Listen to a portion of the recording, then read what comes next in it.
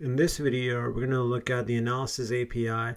We're going to look at closely what resolution is, different ways you could do resolution, and how to get diagnostic information such as errors and warnings. So let's start with a recap of the Kotlin compiler and how it works. The Kotlin compiler is able to take your source code, and the first thing that it does, the first phase, is to create a tree of it. And it tokenizes all the symbols and it creates this syntax tree called PSI. So what this tree is missing is semantic information. That's where the analysis comes in.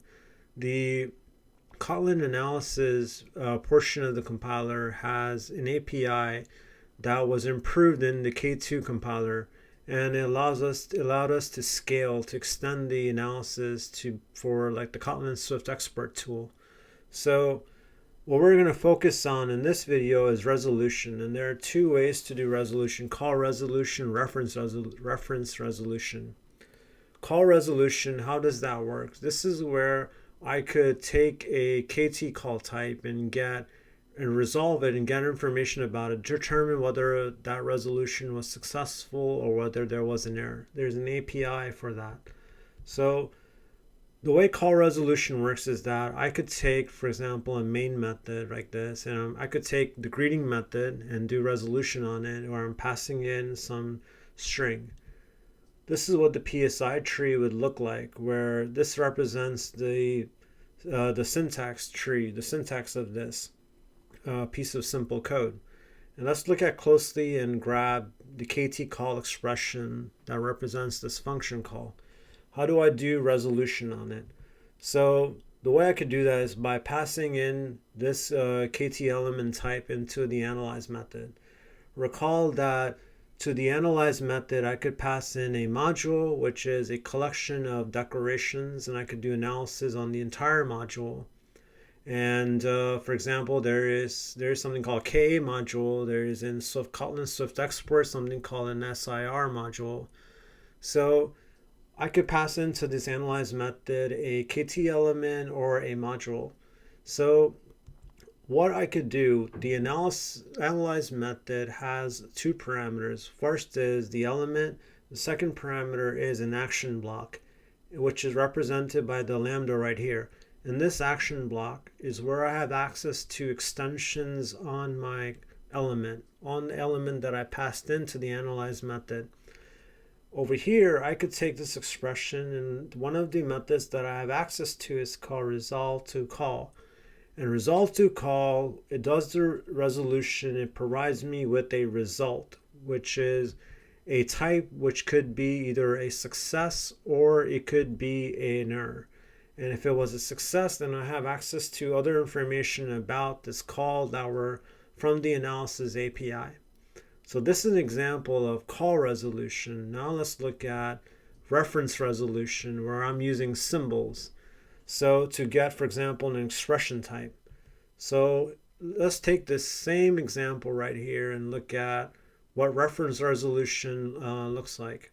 So suppose I were to take this PSI tree and I were to grab the KT expression type right here called greet, and suppose I were to pass this into the analyze method. What I want to know is that what does this reference point to? What does this reference point to? And that's the type of information that I could get from the analyze method. Similar to before, I'm passing in an element to this analyze method. And in there, I could grab a KA symbol that we saw previously, KA symbol from this. And the way I'm doing so is by getting a reference target. And I'm doing so by calling this method, this extension that's provided to me on the reference called resolve to symbol. And this allows me to get the reference target and allows me to get the associated KA symbol for that. So using the symbol, then I could grab other information to it. So this is an example of how reference resolution is done. So these are two different ways to do resolution. So again, when you look at this reference resolution, this is the way that I was doing it. But what if there was some type of an error? What if there was some type of warning? How do I get information about the diagnostics. So like this is useful, for example, if you're passing into this analyze method a module which had collection of declarations, and I want to get diagnostic information to be able to track. And there's an API that's provided to me to do diagnostics. So suppose I were to take this same example and I were to take in this case the root element KT file, and I were to pass that to the analyze method. There's something called collect diagnostics, which is a method on this file element. And what it takes in as an argument are the different types of ways, the different types of filters that I could do on the diagnostics. This is one of them, only common checkers, for example.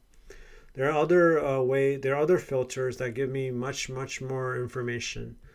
So when you look at what it provides me is a diagnostics type, and this represents a KT diagnostics with PSI type because I passed it a PSI element called KT file.